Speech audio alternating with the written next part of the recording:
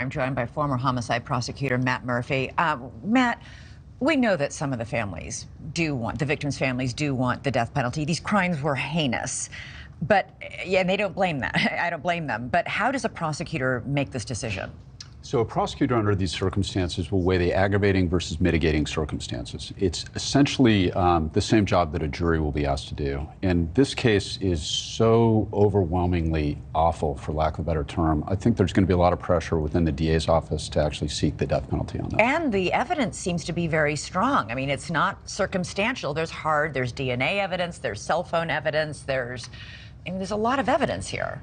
The evidence against Bryan Kohberger is overwhelming, and that actually is a factor in that decision. Essentially, when people weigh the death penalty, elected DAs, they look for two things. They look for overwhelming evidence, absolutely no doubt of guilt, because the jury will be allowed to consider that in the penalty phase. And remember, this is a bifurcated system. So first there's the guilt trial, and then there's the penalty trial.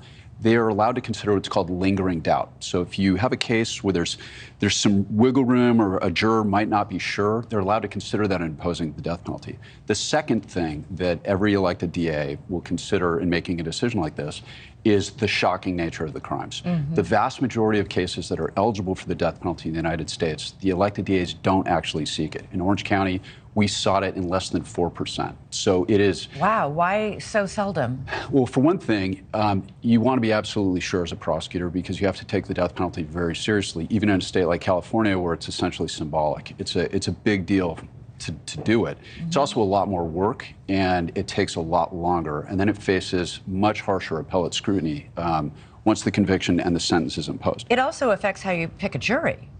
It absolutely does. Now, what's interesting about this is that you're entitled to what's called a death-qualified jury. So they'll bring in the veneer or the jurors for the trial, and they'll all fill out questionnaires, and they will be asked about their views on the death penalty. And if they cannot follow Idaho law, which allows for the death penalty, they will be excluded for what's known as cause. So they won't actually be in the jury panel, or they shouldn't be.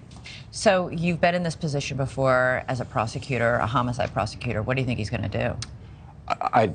I think this one is pretty clear. My guess is he's seeking the death penalty. Now, behind the scenes, what's happening is he's probably meeting with the defense and saying, show me what you got to try to talk me out of it. In California, we call that a livesy hearing. In Idaho, I don't know what they call it, but I'm sure they're going through that process right now. Thank you for watching. Go to newsnationnow.com to find NewsNation on your television provider. And don't forget to click the red subscribe button below to get more of NewsNation's fact-driven, unbiased coverage.